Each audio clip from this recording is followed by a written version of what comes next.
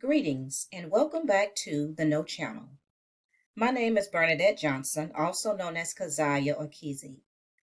And today I'm going to be coming with a lesson titled Into Egypt Again in Ships, taking another look at Deuteronomy 28:68. Now, those of us who are in the Israelite way, we are very familiar with this particular verse because Deuteronomy, the 28th chapter, and also Leviticus, the 26th chapter, is one of the main two chapters that we use when we witness to others to show how and to prove that our ancestors those who were brought into the Western Hemisphere via the transatlantic slave trade, how we are the descendants of the biblical Israelites.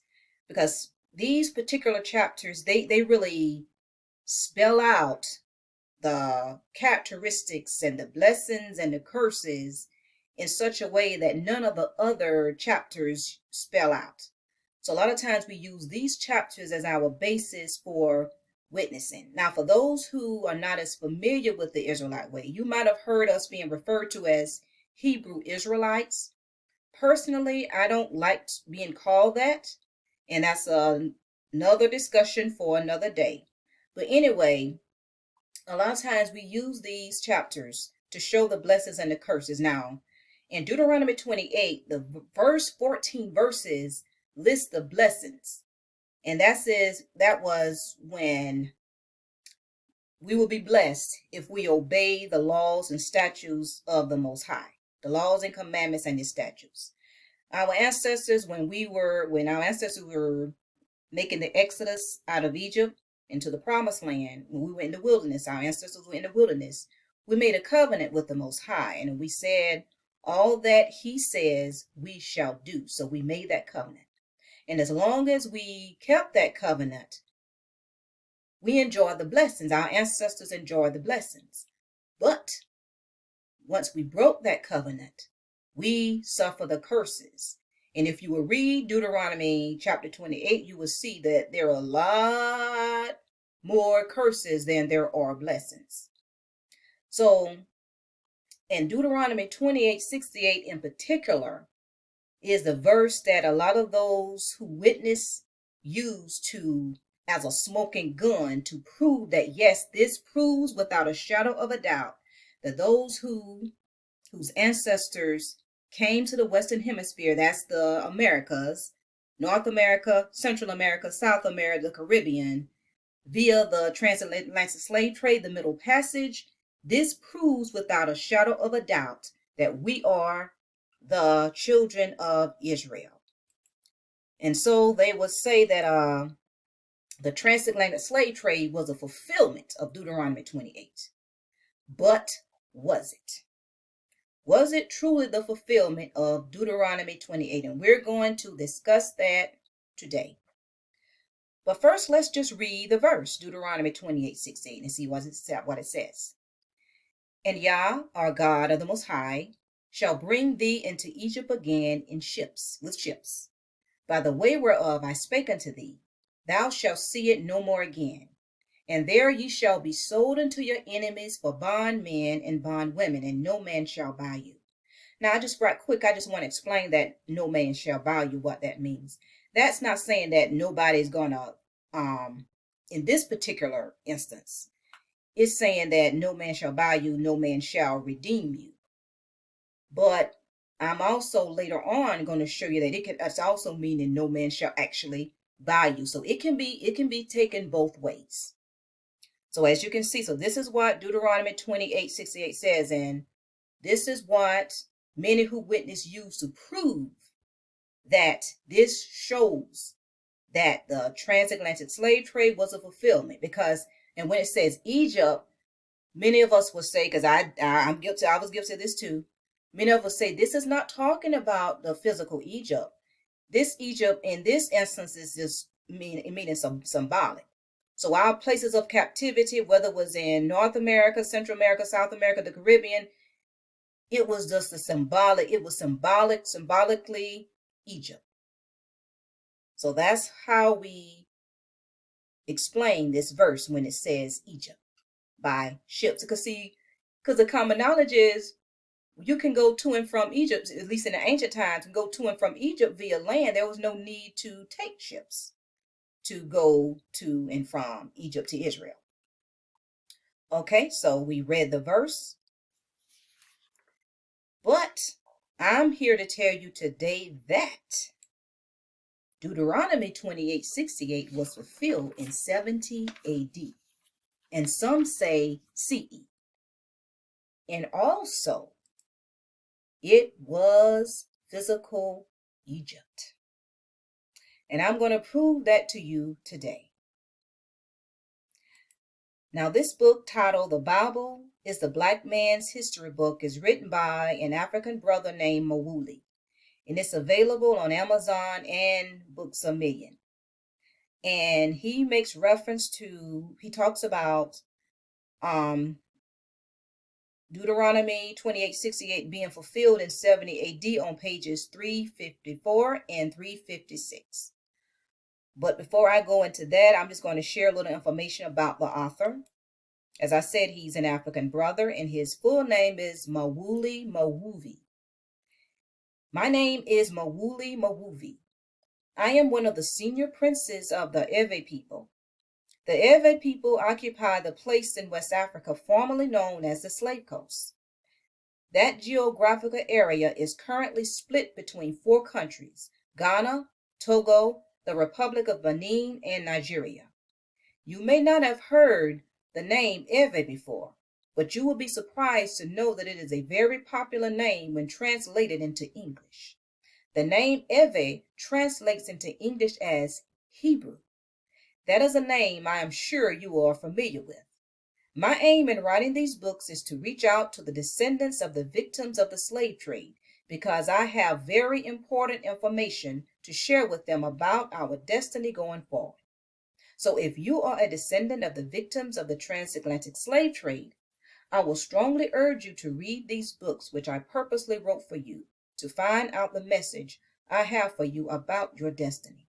And as I said, you can find this book and other books he's written on Amazon and also Books A Million. So this is just some information about the author. So let's continue on and look into the books that he made reference to in his book.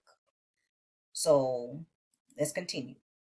So the books that he made reference to in his book, one is The Jewish Wars by Flavius Josephus, and I'm sure a lot of you are familiar with this book. The other one is Primordia Ecclesiae Africanae by Friedrich Munter. Now, forgive me if I'm mispronouncing these words and names, because I believe this is in this one in the middle is in German. And also A History of the Jewish People in the Time of Jesus Christ by Emil Schur. And these books can be found on Amazon and or Google Books.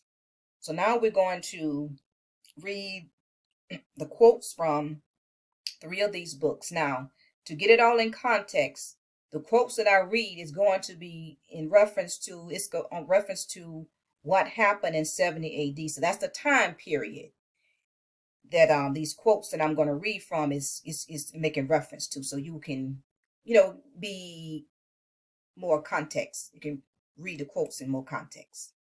So now the first one is from the Primordia Ecclesiae Africanae, excuse me. This is the first one. First, they were brought to the grand annual market at the Terebinth Elotri in Hebron, or in the words of Hieronymus, to the tent of Ohel of Abraham near Hebron. Each slave sold for a price of a horse. Those captives who were not sold were brought to the marketplace in Gaza, or Gaza. And as you know, Gaza has been really in the news because that's where the war between Hamas and Israel is taking place, which, because of the great multitude of slaves who were sold there, was called Hadrian's Marketplace. And those who were still not sold there were herded into ships and taken to Egypt. Many died in transit, whether by starvation or by shipwreck, while many were killed by cruel masters. And you can see the page where it's found, where you can find this particular um, passage. Now, as you can see, they were herded into ships and were taken to Egypt. And this is talking about physical Egypt, the physical land of Egypt. And you can find this on Google Books. So let's go to the next one. In the Jewish Wars. So this Fronto slew all those that had been seditious and robbers, who were impeached, one by another. But of the young men he chose out the tallest and most beautiful, and reserved them for the triumph. And as for the rest of the multitude that were above 17 years old, he put them in bonds and sent them to the Egyptian mines. So there it is, once again, that our ancestors during that time were taken into Egypt. And you can see where you can find this passage too, and this is available on Amazon. And so the passage and a history of the Jewish people in the time of Jesus Christ. And it says, innumerable was the multitude of those who were sold away as slaves. At the annual market at Tarabanth of Hebron, they were offered, I have offered, underlined for a reason, which I will go into in just a bit.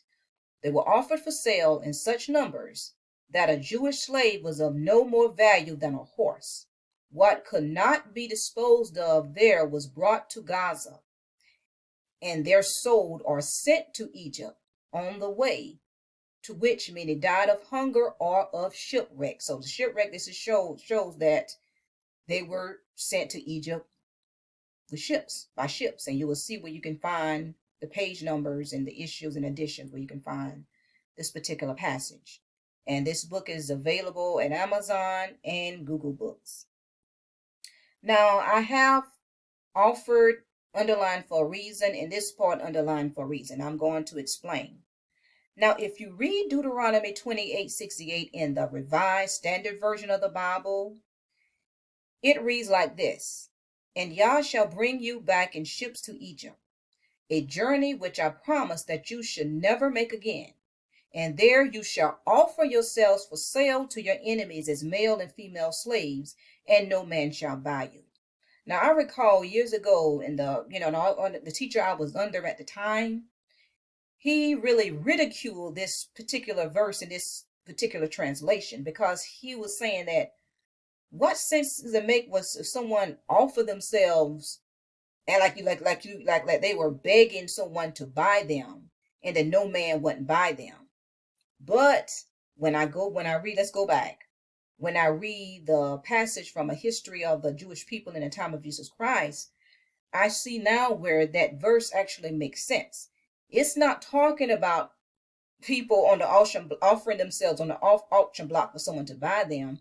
It's saying that they were offered. So that means those who were trying to sell them were offering these captives up for sale.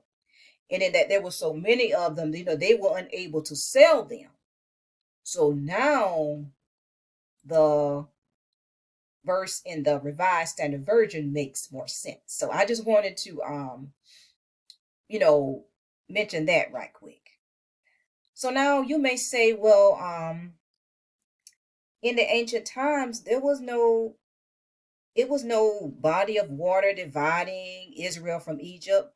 Now, in this modern day, they built the Suez Canal. They dug the Suez Canal. So there is a little body of water dividing Israel from Egypt. But in the ancient times, in the times when the Bible was written, there was no division. Many times, the journeys were made from Israel to Egypt, from Egypt to Israel via land. And of course, we see many instances in the Bible where our ancestors traveled to and from Israel to Egypt via, land. For instance, Joseph when he was sold by his brothers into slavery, he was taken to Egypt, and then his own brothers, when it was a famine in Canaan, they traveled to Egypt for grain. They traveled via land. And of course, our ancestors, when they was making the Exodus, they were traveling via land. There was no mention of them traveling out of Egypt into the land of promise, the Canaan, the promised land via ship. And of course, when Joseph and Mary and Messiah, when they were fleeing, when Herod ordered the male babies from up to 2 years old to be killed, they fled into Egypt. There was no mention of them going into Egypt via ship. So, and some sources say that the length of time it takes to travel from Israel to Egypt, and Israel or Egypt to Israel, is like via land is like a 11-day journey. That's what some sources are saying. So I'm guessing you are probably saying, how is it? What sense does it make for our ancestors to be taken into Egypt, physical Egypt that is, via ships, when they could have just went by land? Let me show you.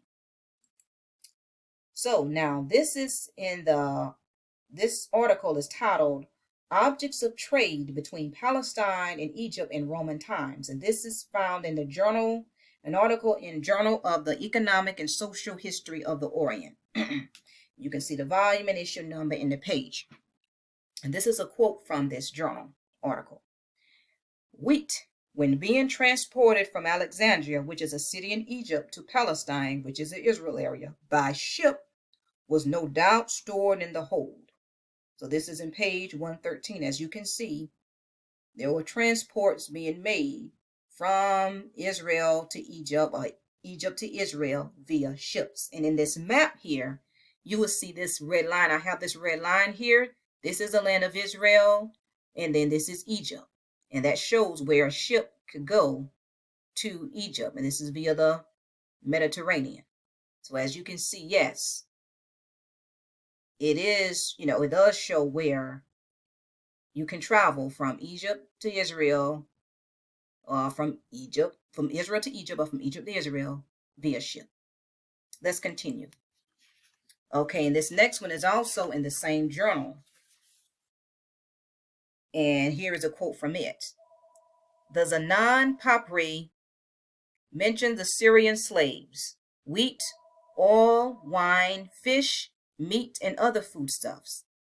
There were regular trips from Pelusium, which is a historic city in Egypt, to Gaza, which is the Israel area, only about a 2-day journey by boat, and also by overland route across the desert made by camels' caravans. As you can see, yes, they can make the journey, but see, look, it's just a 2-day journey by boat.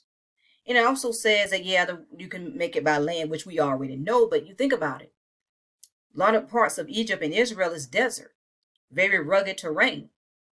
So it would make sense for trips to be made, especially if you have a lot of cargo, slaves and merchandise and things like that, to take it by ship. If you have the luxury of owning a boat or owning a ship, it would be easier to make this journey by ship. And once again, here is the map here showing how the distance from Israel to Egypt, or from Egypt to Israel via ship.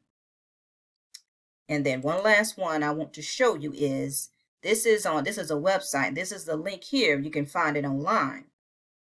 And it says, Egypt had only partial success in controlling the flow of goods from Africa to Europe and the Near East.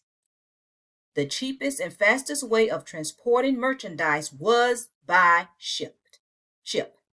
Despite the cataracts of the Nile and the storms on the Mediterranean and Red Sea, and the difficulty and expense of keeping the canal connecting the Nile and the Red Sea in good repair.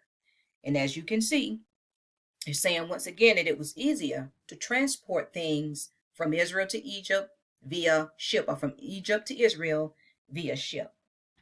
So I just wanted to share this message with you so that you can be informed.